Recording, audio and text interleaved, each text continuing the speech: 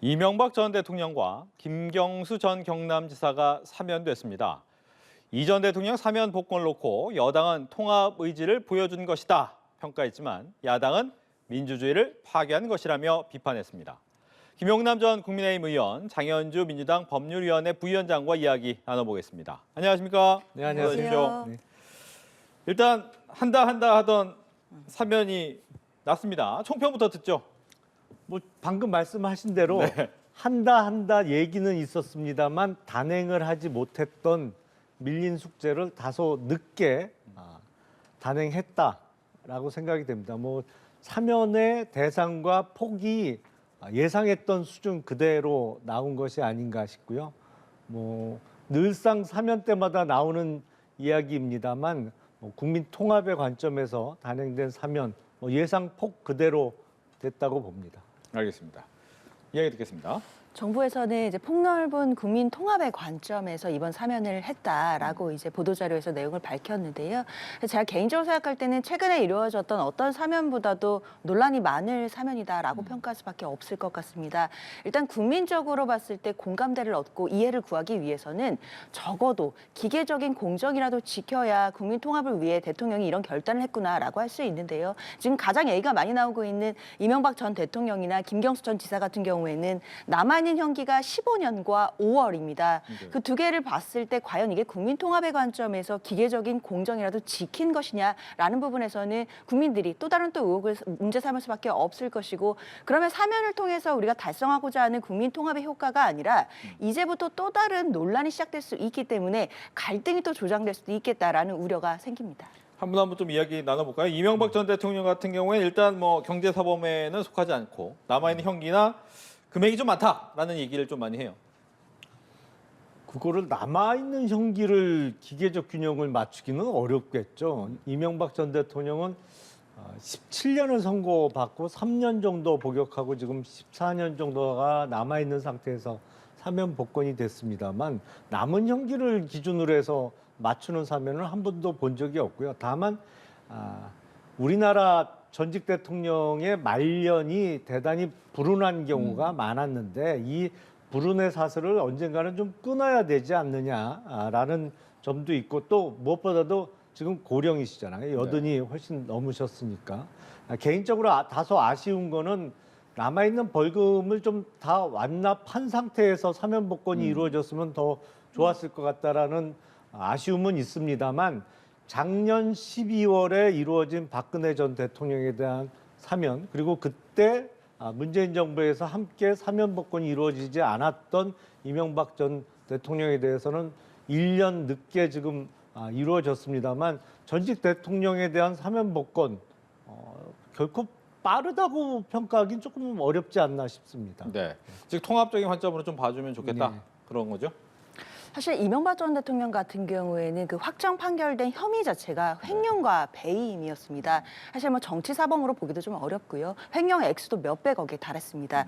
그렇기 때문에 그 형도 징역 17년에 벌금 130억이라는 굉장한 중형이 나왔었거든요. 지금 현재 면제된 것은 14년 6개월의 형과 그리고 벌금 82억 미납하셨는데 그것도 그대로 다 면제가 되게 생겼습니다. 국민의 눈의 관점에서 봐야 될 것 같습니다. 국민의 눈의 관점에서 봤을 때 과연 15년 가까이 남은 형을 면제해주고 벌금 80억도 면제해주는 것, 이 부분에 대해서 당시 윤석열 당시 검사가 이명박 전 대통령에 대해서 또 수사를 해서 또 감옥에 넣었던 이런 부분들을 또 생각해 봤을 때 참 아이러니한 지점은 분명히 있다라고 평가할 수밖에 없을 것 같습니다. 알겠습니다.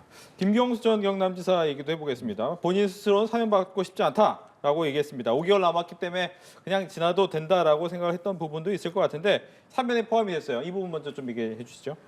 사실 김경수 전 지사는 이제 다 알려진 것처럼 사면과 복권이 원래는 일반적으로 한 세트로 가는데요. 이번에는 복권이 없는 사면만 됐습니다. 그러니까 내년 5월이면 형기 만료를 출소할 것이기 때문에 그냥 잔여 형기, 한 5개월 전 형기만 만료가 됐고 복권이 되지 않았기 때문에 정치인으로서는 사실 크게 의미 있는 또 사면이다라고 보기는 어려울 것 같습니다. 복권이 안 되면 5년 동안 계속해서 피선거권이 없기 때문에요. 네. 앞으로 있을 선거에 나가지를 못 못합니다. 그럼 정치인 입장에서는 복권 없는 사면은 또 의미가 없는 것이고 그리고 가만히 둬도 5개월 있으면 형기 만료로 출소할 것인데 김경수 지사의 입장은 그러면 굳이 본인의 5개월 남은 형을 만료를 사면을 해주는 것 자체가 이명박 전 대통령을 사면해주기 위해서 본인을 들러리를 세우는 게 아니냐라는 것이었고 그것에 대해서는 완강히 거부를 해왔거든요. 그런 기조에서 봤을 때는 이번에 복권이 없었던 거에 대해서는 아쉬움을 표할 수밖에 없을 것 같습니다. 예.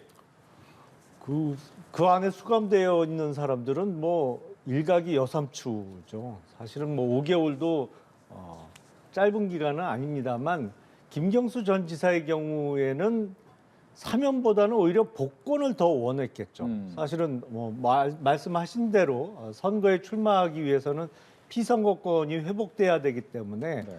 사면보다도 어떤 면에서는 복권이 더 중요한 상황이었을 것으로 보이는데 여기서 이제 입장차가 좀 있는 것 같아요.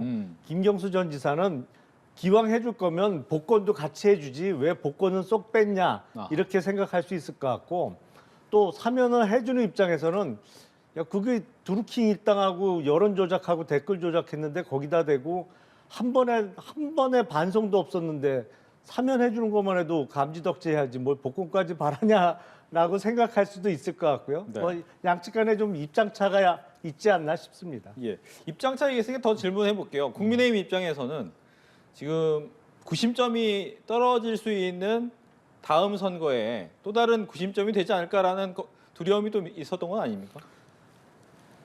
글쎄요. 오히려 그거는 김경수 전 지사가 더불어민주당의 어떤 정치적인 구심점이 된다면 지금 더불어민주당에 갈라지는 거를 초래할 수 있는 거겠죠. 오히려 정치적으로 어떠한 그러한 노림수가 있었다면 오히려 복권을 더 시켜주는 게 네.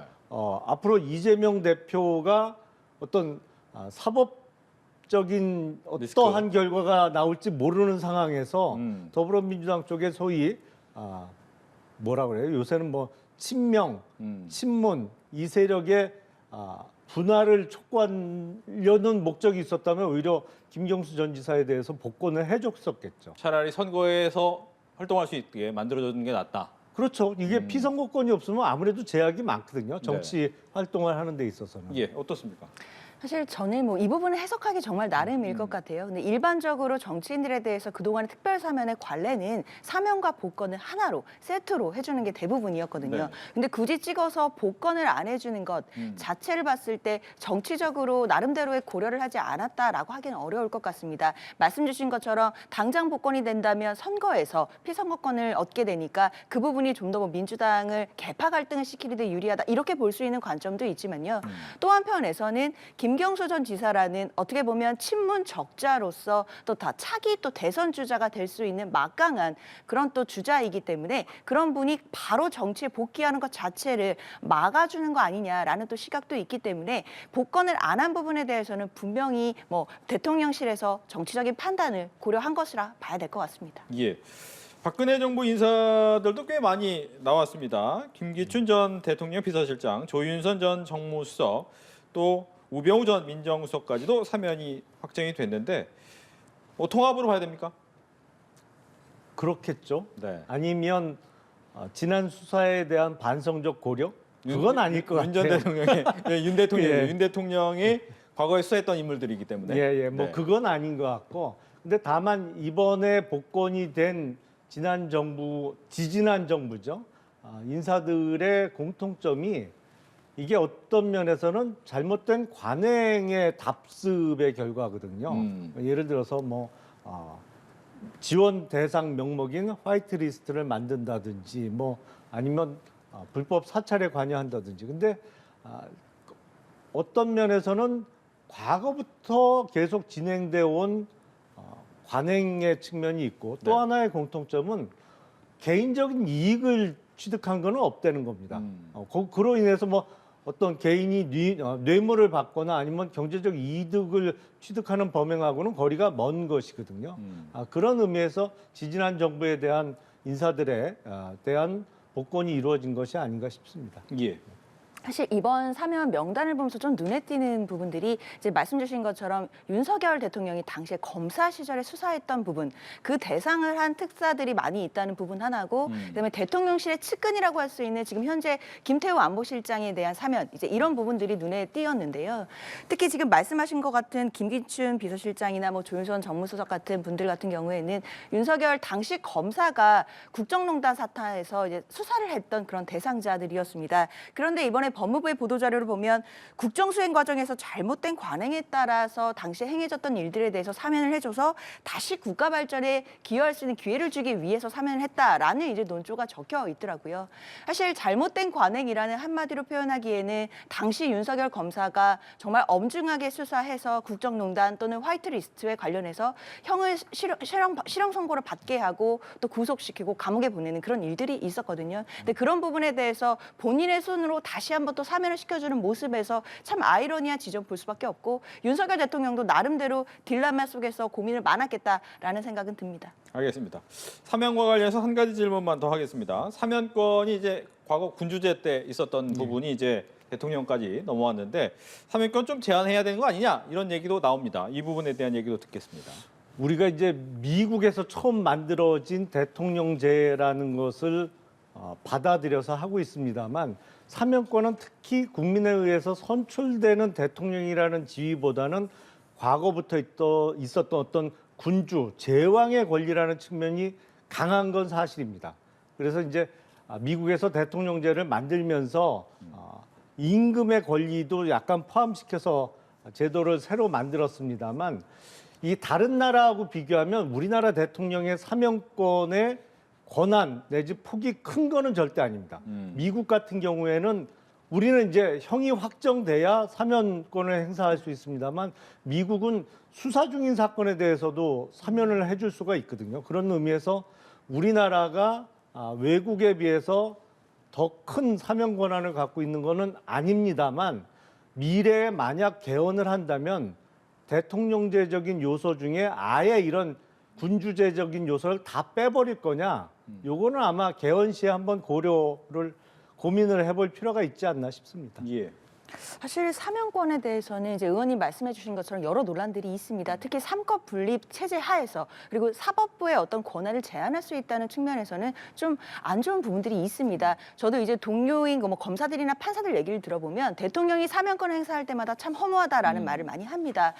기껏 노력해서 수사해서 또 공소 제기하고 유죄 판결까지 써서 판결문까지 썼는데 대통령의 말 한마디로 그 사람들이 줄줄이 나오는 모습을 보면서 과연 우리는 무엇을 위해 재판을 했고 사법권 행사했나라는 또 허무함을 느낀다라는 얘기들이 많거든요. 그만큼 사면권 제한해야 된다는 주장 반드시 받아들여져야 될 것 같고요. 그런 의미에서 이명박 전 대통령 같은 경우에는 전직 대통령이었으니까요. 적어도 사면 받으시고 국민들 앞에서 또 사죄의 목소리라도 한번 내주시면 또 진정한 의미에서의 통합으로 가는 또 발걸음이 될 것 같습니다. 알겠습니다. 이제 이재명 대표와 관련된 이야기를 해보겠습니다. 이재명 대표의 사법 리스크가 불거졌는데 내일이 또 그날입니다. 성남FC 의혹과 관련해서 조사받으러 와라라고 통보했는데 내일 나올까요? 내일은 뭐 안 나가겠다는 의사를 이미 밝혔죠. 네. 광주 전남행을 계획하고 있어서 못 간다라고 이제 밝혔어요. 그러다 보니까 검찰에서는 한 번 더 소환 통보를 하거나 소환 일정을 조율할 텐데 네. 아예 검찰 소환에 불응하겠다는 의사를 명백히 밝히면 뭐 이건 날짜의 문제가 아니고 난 안 나가겠다라는 의사를 명확히 밝히면 아마 검찰에서 체포영장을 청구하거나 할 수 있을 것 같습니다. 근데 그 경우에 현역 의원이기 때문에 국회의 체포 동의를 받아야죠. 다만 지금 임시국회 회기가 내년도 1월 9일까지입니다. 그러니까 1월 9일이 지나면 회기가 끝나기 때문에 이게 국회의원의 불체포 특권이라는 건 회기 중에만 인정되는 권리거든요. 그래서 1월 10일부터는 국회 동의 없어도 체포를 할 수 있습니다만 다만 이 경우에 더불어민주당에서 1월 10일부터 바로 또 임시국회 소집 요구를 하고 잡을 수는 있겠죠. 그래서 임시국회 회기를 계속 연장하면서 국회에 체포 동의가 있지 않는 한 어떤 사법적인 절차가 진행되지 않도록 막을 수는 있는데 그렇게 되면 이제 정말로 방탄국회라는 비난을 들을 수밖에 없겠죠. 그 의미는 당당히 조사에 응하겠다 말은 했지만 응하지 않을 것이다. 응하지 않을 가능성도 상당히 높아 보이는데요. 지금 태도로 봐서는. 알겠습니다. 어떻습니까? 일단 대표가 직접 이제 밝힌 바에 의하면 이제 조사 일정을 조율하고 또 방식도 조율해서 당당히 임하겠다라는 메시지가 나왔습니다.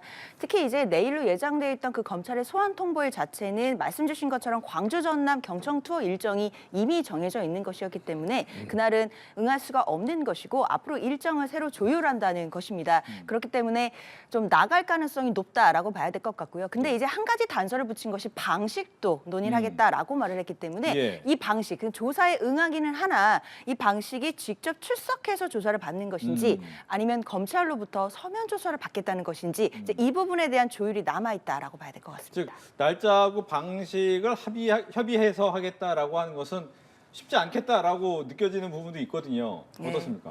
그렇습니다. 일단 방식 면에 있어서는 사실 서면 조사를 요구할 수 있는 권한이 일반적으로 피의자에게 있다고 볼 수는 없습니다. 조사를 받는 대상자가 본인이 서면 조사를 원하니까 서면 조사를 해달라라고 뭐 요구할 수도 없는 것이고, 그리고 검찰이 그것을 받아들여주지 않는다라고 하면 결국에는 소환에 응해야 되는 또 그런 형사 절차 과정이 있기 때문일 텐데요. 그렇기 때문에 이 부분을 과연 검찰이 어떻게 조율해 주느냐가 이제 중요할 것 같고, 이재명 대표로서는 서면 조사 방식도 한 번쯤은 조율해 볼 시도를 할 거라고 저는 개인적으로 생각이 듭니다. 그러나 이제 그 부분을 만약에 검찰에서 받아들여주지 않는다면 결국에는 일정을 조율해서 새해 초에 다시 소환을 통보할 가능성이 높다고 봐야 되겠습니다. 예. 그런데 내일 모레는 이재명 대표가 광주 전남행을 이야기했으니까. 계획을 해놔서 못 나간다고 그랬는데 내년 1월 첫째 주에는 또 부산, 경남, 뭐 영남 쪽 그리고 봉하마을까지 그 둘러보는 일정을 짜놨대요. 그러니까 1월 초에도 지금 안 나가겠다는 의사를 분명히 한 거거든요. 예. 근데 앞서 말씀드린 대로 1월 9일까지는 지금 회기입니다. 이재명 대표가 당대표입니다만 현역 국회의원이에요. 국회의원이 이렇게 회기 중에 국회 비우고 전국을 순회해도 되는 건가 싶기는 합니다. 근데 이유는 뭔지 모르겠는데 네. 국회 회기 중에 이렇게 전국을 순회하는 일정을 잡아놓고 검찰의 소환 통보에 내가 지방 내려가야 돼서 안 된다. 이건 어떤 면에서는 나갈 생각이 없다는 거를 반증하는 것이 아닌가 싶어요. 예. 근데 하나만 더. 날짜와 방식 조율하겠다라는 건 어떻게 해석해야 됩니까? 근데 일반적으로 이러진 않잖아요, 잘. 보통 그러면 이제 바로 체포가 되니까 네. 안 하죠. 근데 이재명 대표는 현역 국회의원이니까 어쨌든 회기 중에는 복잡한 절차를 거치지 않고서는 갑자기 집에서 출근하다가 체포될 일은 없으니까 이제 이런 식의 얘기를 합니다만 그 시기뿐만 아니라 방식을 얘기한 거로 봐서 근데 제 예상으로는 검찰에서 지금 서면 조사에 응할 것 같지는 않거든요. 서면 조사는 왜냐하면 물어볼 내용을 쫙 정리를 해갖고 보내주면서 여기에 대해서 답을 적어서 보내달라는 건데 네. 그러면 검찰이 갖고 있는 혐의 그리고 검찰이 들고 있는 증거가 어느 정도는 다 드러날 수밖에 없어요. 묻는 내용에. 네. 그러면 충분히 대비할 수 있는 시간과 기회를 주는 거거든요. 근데 아마도 이 사건은 그렇게 수사를 진행하지는 않을 것 같습니다. 그래서 계속 소환 조사를 요구하는 검찰과 이에 응하지 않겠다. 이게 다른 일정 아니면 회기, 국회 회기를 이유로 응하지 않으려는 이재명 대표 측 간의 옥신각신이 계속될 것으로 보입니다. 예. 특히 이제 중요한 혐의가 제3자 뇌물 혐의라는 부분이 있죠. 네. 근데 이 혐의가 가장 많이 나온 게 이제 박근혜 전 대통령 때문에 회자가 됐고 삼성과의 관계에서 과연 이번에도 과연 이 제3자 뇌물 공여 부분이 어떻게 입증이 될 것이냐, 입증되지 못할 것이냐도 관심인 것 같은데 이 부분 좀 얘기를 해볼까요? 일단 제3자 뇌물죄는 우리가 법적으로 봤을 때 참 입증하기가 어려운 힘든 범죄 중에 하나입니다. 네. 왜냐하면 결국에는 뇌물죄이기 때문에요. 부정한 청탁이 있었고 그리고 그에 대해서 대가를 지급했다는 그 대가성 두 가지를 다 검찰이 입증을 해야 되는데요.